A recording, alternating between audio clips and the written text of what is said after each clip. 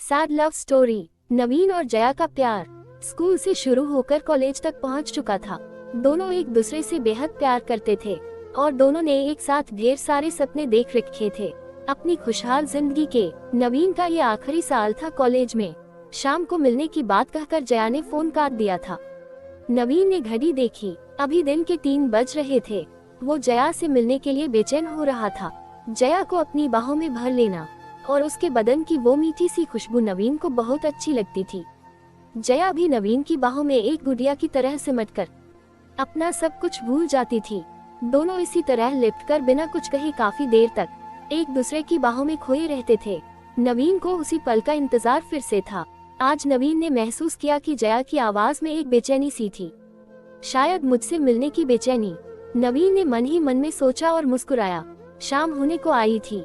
अचानक नवीन के घर की घंटी बजी और इससे पहले कि नवीन दरवाजे तक पहुंचता, उसकी मां ने दरवाजा खोला। जया ही थी। उसने नवीन की मां को नमस्ते की और सीधे नवीन के कमरे की तरफ बढ़ गई। नवीन की मां को उनके प्यार के बारे में पता था, इसलिए वो मुस्कुरा के रह गई। नवीन, मैं चाय बना रही हूँ, आके ले जाना थोड़ी देर में किचन से, नवीन की मां ने वहीं से नवीन को कहा। अच्छा माँ, नवीन ने कमरे के भीतर से ही जवाब दिया। दरवाजा हल्का सा भेड़ कर नवीन ने जया को अपनी बाहों में ले लिए। जया के बदन की इसी खुशबू के लिए तो वो इंतजार कर रहा था। अब तक जया ने गुलाबी रंग का सलवार कुर्ता पहना हुआ था। ये रंग उसके गोरे बदन पे खूब फबता था। नवीन की बाहों में सिमटी जया ने अचानक अपना सर नवीन की तरफ उठाया। नवीन का जैसे सीना फट गया हो जया की तरफ देखकर। जया की आंखों में आंसू की मोटी मोटी बूंदें थी। नवीन हक्का बक्का होकर समझ नहीं पाया कि अचानक से ये क्या हो गया। फिर उसने सबसे पहले जया के आंसू पोंछे। उसका फूलों जैसा कोमल चेहरा अपने दोनों हथेलियों के बीच लिए और पूछा, क्या हुआ है जान, तुम रो क्यों रही हो बाबू। इतना सुनना था कि जया जैसे और टूट गई और बिना आवाज के वो और रोने लगी। उसकी आंखों से निकलते आंसू नवीन का सीना जैसे फाड़ दे रहे थे। नवीन से रहा नहीं गया और उसने सबसे पहले दरवाजा बंद किया ताकि जया के रोने की आवाज कमरे के बाहर न जाए। फिर उसने जया को अपने बिस्तर पे बिठाया और खुद नीचे जमीन पे बैठा। जया के हाथ अपने हाथों में लेकर उसने जया से कहा, जान अब बोलो, ऐसा क्या हो गया है कि मेरी बाबू इतना रो रही है। तुम्हें पता नहीं मेरे दिल पे क्या गुजर रही है तुम्हारे आंसू देखकर। अब प्लीज बताओ क्या हुआ है। जया ने अपने आंसू पोंछे अपने आप को संभाला और नवीन का हाथ पकड़कर बोली, हमारा साथ यहीं तक था जान, हमारे रास्ते आज के बाद कभी साथ न होंगे। नवीन को जैसे कोई कट लगा हो। उसने जया के हाथ को कस के दबाया और चीखा, क्या पागलों जैसी बातें कर रही हो, होश में तो हो तुम बाबू।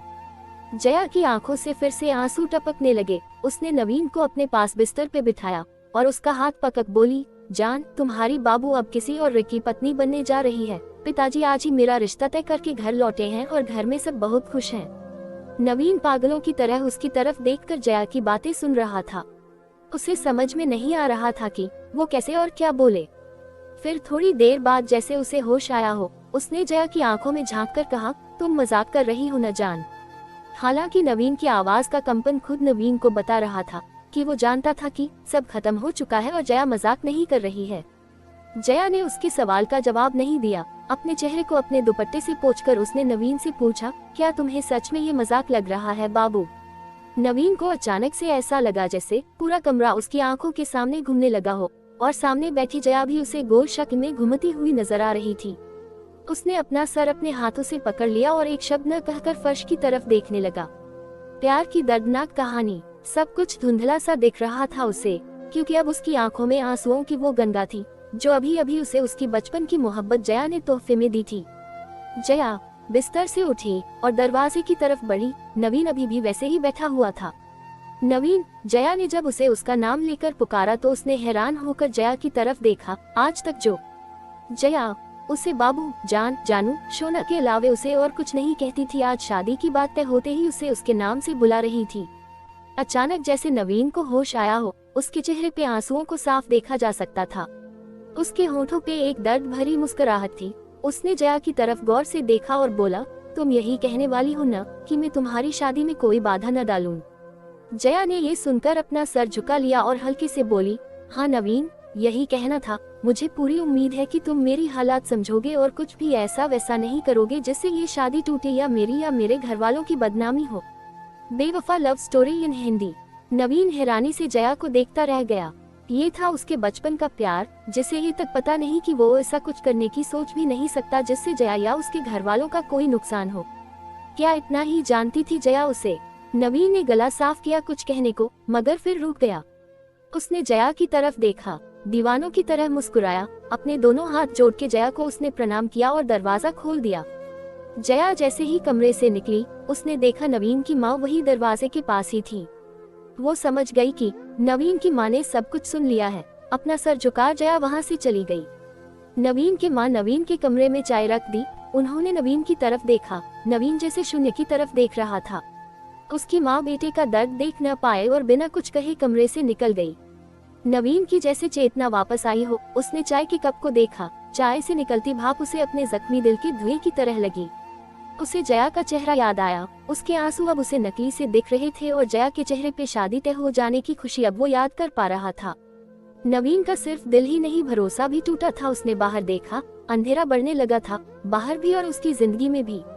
नवीन की आंखों में आंसुओं का नया समंदर फिर से दस्तक दे रहा था। तो दोस्तों, कैसी लगी ये सैड लव स्टोरी?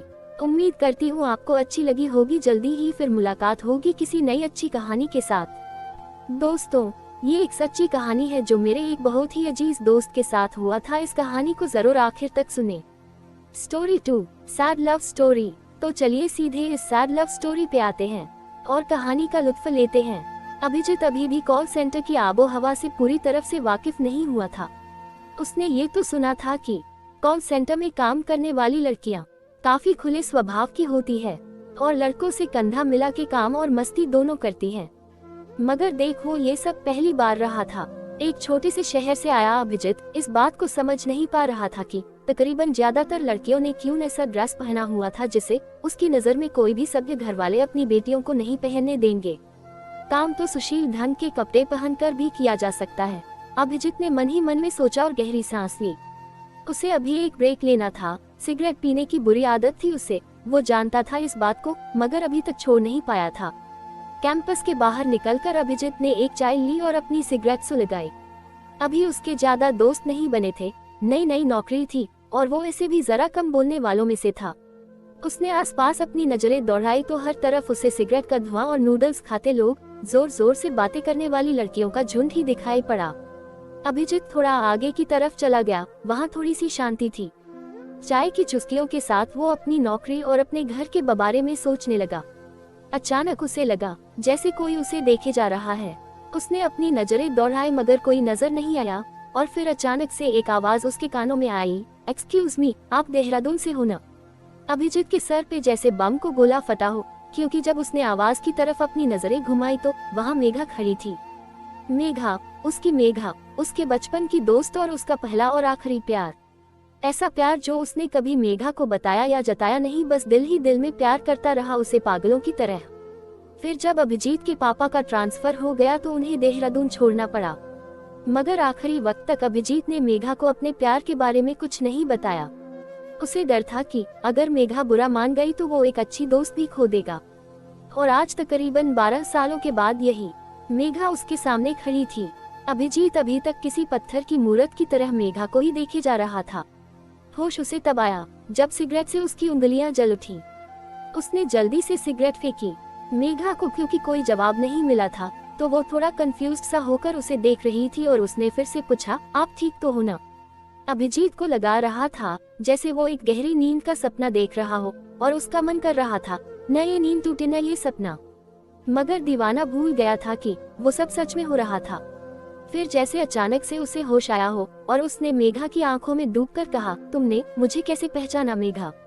बस इतना कहना था कि मेघा जैसे चीख से उठी खुशी के मारे, OMG इट्स यू अवी, मैं चाहती थी कि तुमसे कभी न कभी जरूर मुलाकात होगी। कितने सालों के बाद मिले तुम अवी, यहाँ कैसे पहुँचे, कहाँ रहते हो यहाँ, अंकल और आंटी कैसे हैं, यहाँ कब ज्वाइन किया तुमने? ये सारे सवाल मेघा ने एक ही सांस में किए थे और उसने अभिजीत को कुछ भी बोलने का मौका नहीं दिया था अभी तक। और बोलना चाह भी कौन रहा था उस वक्त?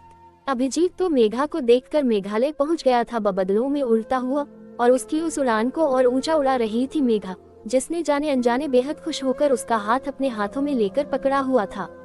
अभिजीत को अचानक से याद आया वो ब्रेक पे है और उसे वापस जाना है।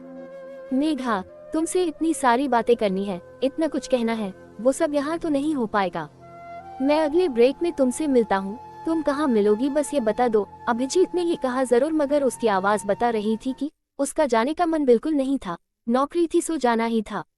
मेघा ने हंसकर कहा, बताऊंगी, मगर प्रॉमिस करो दोबारा गायब नहीं हो जाओगे। अभिजीत मुस्कुराया, बोला कुछ नहीं। 2 घंटे के बाद का वक्त फिक्स किया दोनों ने मुलाकात का, और अभिजीत बादलों की सवारी से उतरकर यथार्थ की दुनिया में जमीन पे अपने कदमों के सहारे ऑफिस के अंदर चला गया। जब तक मेघा उसे दिखती रही, वो घूम घूम के उसे देखता रहा। मेघा भी मुस्कुराते हुए उसकी तरफ देखती रही। अभिजीत वापस आके काम पे तो लग गया था, मगर उसका सारा ध्यान वहां पर ही लगा हुआ था। बचपन की वो सारी यादें किसी फिल्म की तरह उसकी आंखों के सामने से गुजर रही थी। वो साथ खेलना, स्कूल जाना, टिफिन शेयर करना, एक साथ होमवर्क करना, सब कुछ जैसे फिर से जीवंत हो चुका था अभिजीत के लिए।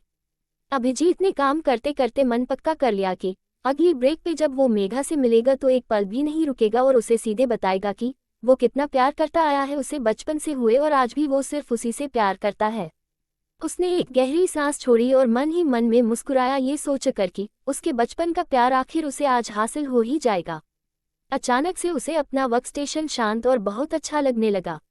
उसने मेघा का ड्रेस याद किया, कितनी प्यारी सी लग रही थी मेघा गुलाबी सलवार कुर्ती में, वो भी तो यही कॉल सेंटर में काम करती है, मगर कितनी अलग है वो इन सारी लड़कियों से। अपने आसपास की लड़कियों को देखते देखते अभिजीत ने सोचा, और उसके होठों पे एक शांत और प्यारी सी मुस्कुराहट दौड़ गई। अभी वक्त था अगले ब्रेक में। अभिजीत का मन कर रहा था कि वो घड़ी की सुइयों को तेजी से घुमा के आगे कर दे। ऐसा ही तो होता है प्यार में, जब आप किसी से सच्चा प्यार करते हो तो ऐसी ही हालत होती है दिल की, उनके बिना रहा नहीं जाता एक पल भी, मन करता है बस उनके साथ रहे हमेशा, हर पल। ऐसी ही हालत अभिजीत की भी थी।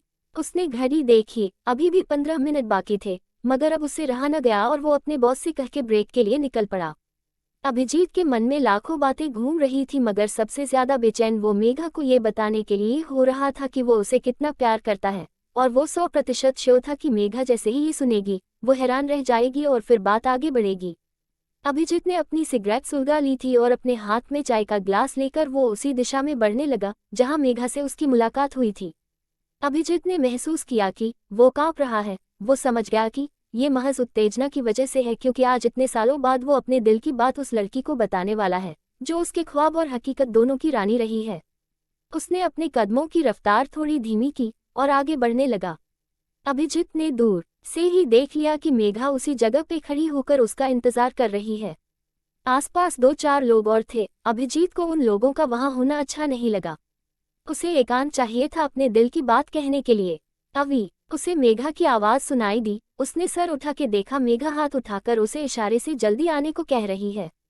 अभिजीत ने अपने कदमों की रफ्तार बढ़ाई और चंद सेकंड्स में वो मेघा के पास पहुंच गया।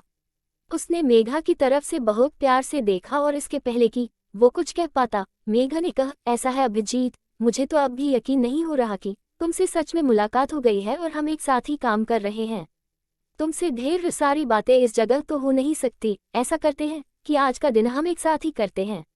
अभिजीत ने सहमति में सर हिलाया और गले को साफ करके बोलना शुरू किया, मेघा, मुझे तुमसे 1 मिनट। अभी मेघा ने उसे टोकते हुए अपने फोन कॉल को रिसीव किया और वो जिस जगह पे थी उस जगह का डायरेक्शन फोन पे किसी को समझाने लगी और सामने की तरफ देखते हुए अपना हाथ उठा के हिलाने लगी।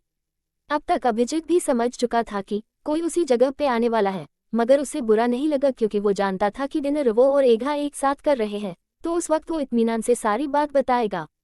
सामने से एक स्मार्ट सा बंदा चला आ रहा था। उसने मेघा की तरफ देखकर हाथ हिलाया और मेघा ने भी जवाब दिया और फोन डिस्कनेक्ट कर दिया।